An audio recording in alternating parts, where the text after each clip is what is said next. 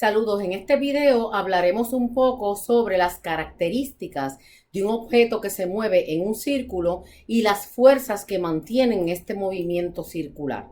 No se olvide que estos videos tienen el propósito de complementar la clase, pero no sustituirla.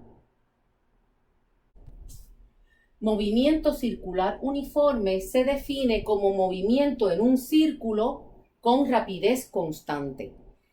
Este material lo cubrimos para el primer examen, pero vamos a repasar algunos conceptos importantes para luego entonces incluir la dinámica.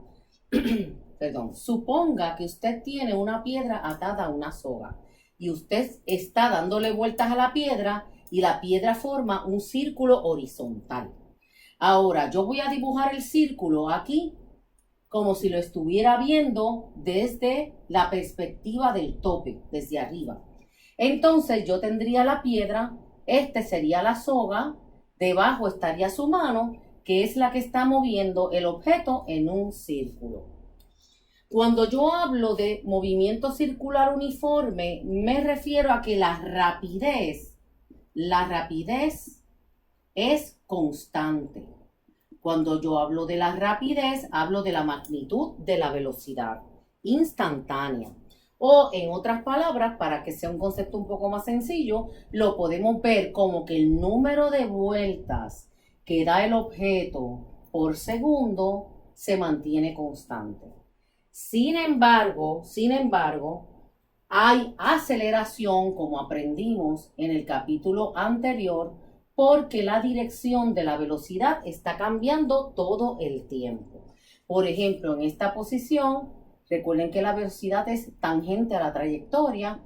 El objeto o la piedra tiene una velocidad v1, sin embargo, aquí tiene una velocidad v2 y aquí en el tope del círculo tiene una velocidad v3. Las pongo todas iguales porque aunque la magnitud de la velocidad sea la misma, las direcciones son diferentes, por lo tanto los vectores de velocidad son distintos y el cambio de dirección produce una aceleración. Esa aceleración se conoce como aceleración centrípeta y apunta hacia el centro del círculo. Esto ya lo vimos en el material anterior para el examen número 1.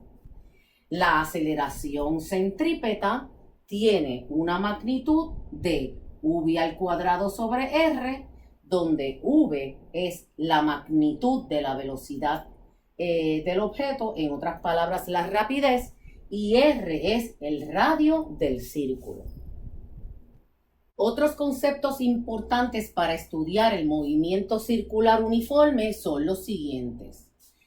Llamamos ciclo a una vuelta completa que hace el objeto cuando da vueltas en un círculo. Una vuelta.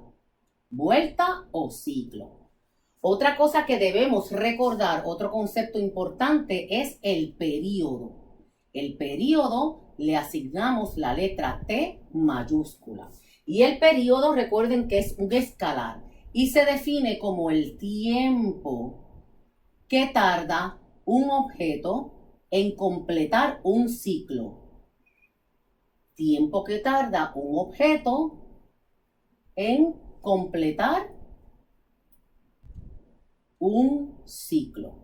Por otro lado, el otro concepto muy importante también es la famosa frecuencia. Frecuencia se le asigna la letra F pequeña, y se define como el número de ciclos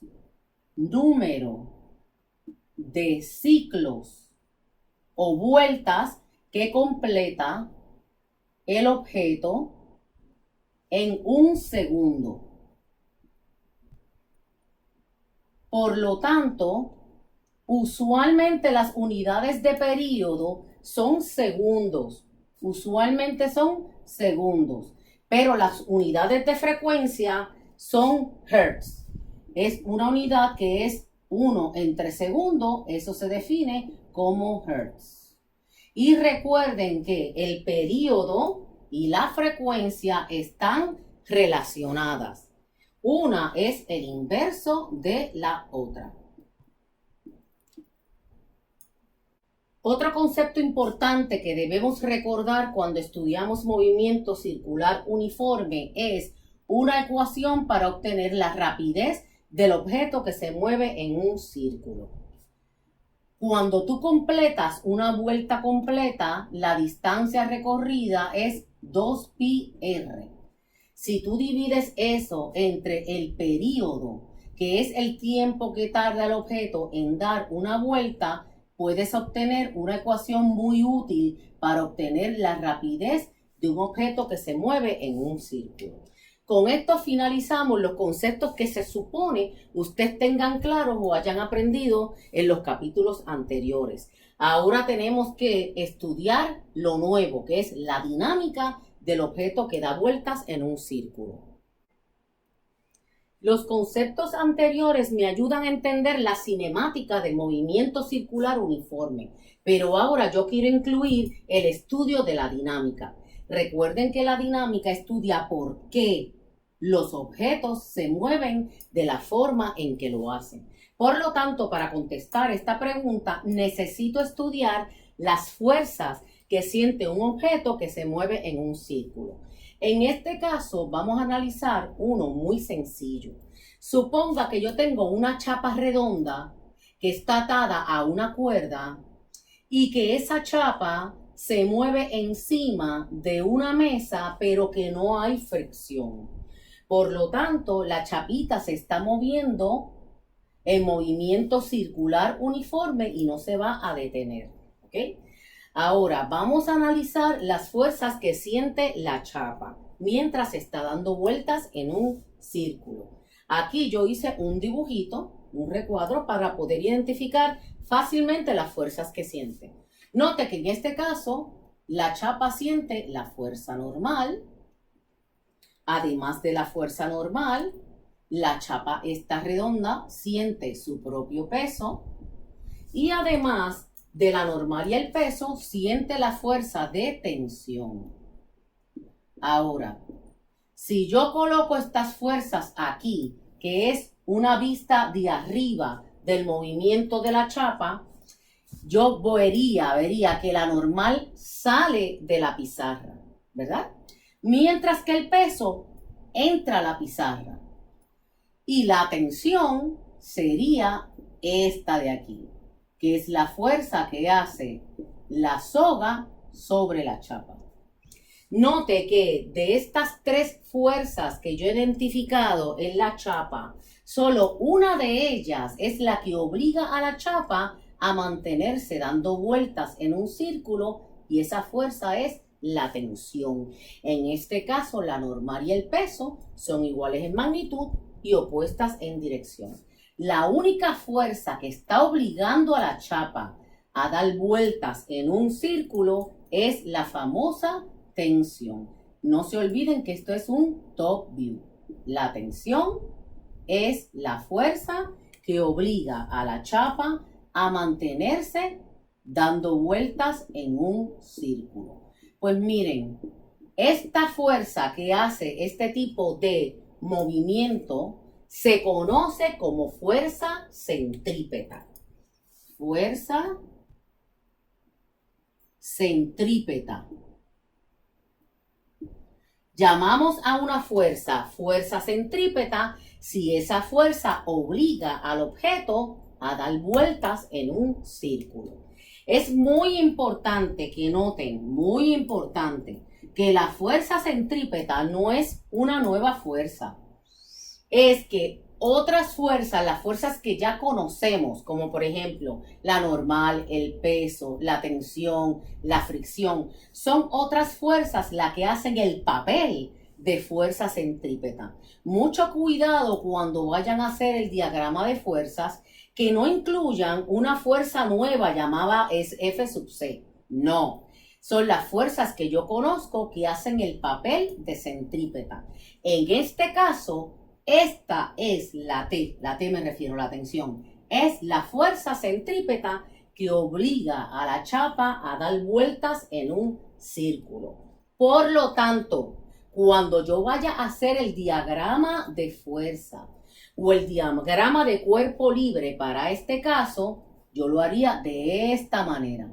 Recuerden que el diagrama de fuerza es un plano cartesiano donde asumimos que el objeto que estoy estudiando lo puedo representar como un punto dentro del plano cartesiano. Luego, traslado todas las fuerzas allá adentro. Por lo tanto, W apunta verticalmente hacia abajo. La fuerza normal, que es la fuerza que hace el suelo sobre la chapa, apunta verticalmente hacia arriba, mientras que la tensión apunta hacia positivo X. Y este es el famoso diagrama de fuerza, porque para analizar objetos que se muevan en un círculo, los mismos pasos que yo utilizaba para analizar la dinámica de los otros ejemplos, aquí voy a usarlos también, los mismos pasos. Una vez yo tenga el diagrama de fuerzas hecho, yo puedo entonces proceder a la suma de fuerzas en X y a la suma de fuerzas en Y. Recuerden, los vectores fuerza, para poder sumarlos, yo necesito descomponerlos en su componente en X y su componente en Y. Como nos fijamos en el diagrama de fuerza, ni la normal ni el peso tienen componentes en X. O sea, estos vectores no hacen sombra sobre el eje horizontal. Por otro lado, la tensión T no tiene componente en Y.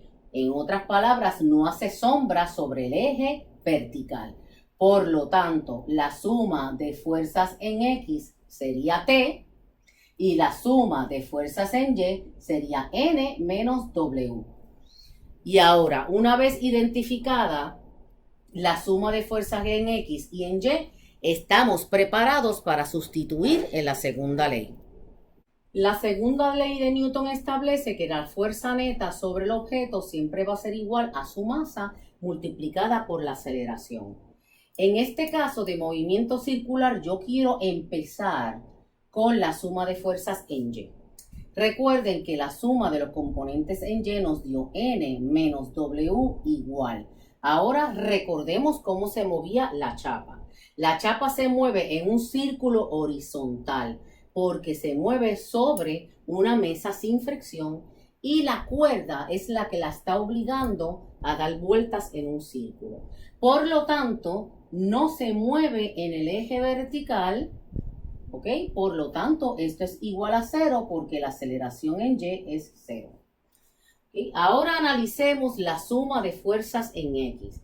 Nos dio T igual, y vamos a detenernos un momento ahí, porque esto es un movimiento un poco particular.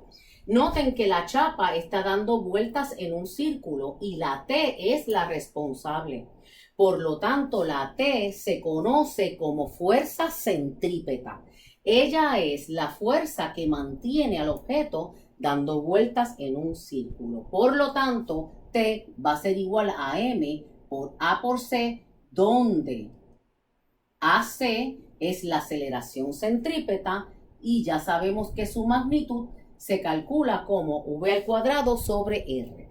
Por lo tanto, la ecuación dinámica quedaría T igual a mv al cuadrado sobre R. Y este es el tipo de análisis que tú tienes que hacer cuando tienes un objeto que da vueltas en un círculo.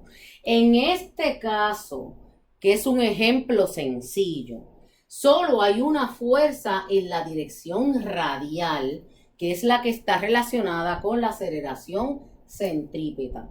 Pero como veremos más adelante, en otros ejemplos, puede ser que haya más de una fuerza que se convierta en fuerza centrípeta. Antes de entrar en la dinámica de cualquier objeto que se mueva en un círculo, es importante que practiques cómo identificar la fuerza o las fuerzas centrípetas en cada caso. Aquí tenemos dos ejemplos de feria.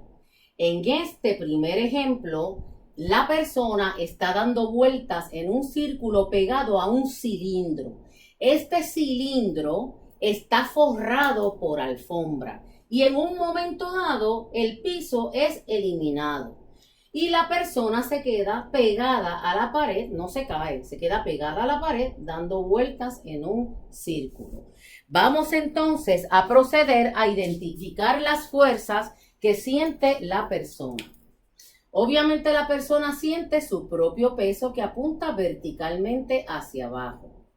Además de esa fuerza, la persona siente la fuerza de la normal que apunta hacia el centro del círculo, N. Recuerden que la fuerza normal es la fuerza que ejercen las superficies y quedan perpendiculares a ella. Finalmente, tenemos la fuerza de fricción. La fuerza de fricción apunta verticalmente hacia arriba, es fricción estática y es la fricción que se ejerce entre la pared del cilindro y la persona. Precisamente esa fuerza de fricción estática es la que evita que la persona se resbale. ¿Okay? Ahora, noten que en este caso la fuerza normal es la responsable de que la persona se mueva en un círculo. Perdón. Si la pared del cilindro no estuviera empujando, manteniendo la persona moviéndose en un círculo, esta persona se movería en línea recta. Por lo tanto, en este caso, la normal es la fuerza centrípeta. Es bien importante que sepas identificar la fuerza centrípeta en cada caso. Ahora, pasemos al caso B. En el caso B, asumimos que la persona y el asiento son una sola cosa, ¿ok?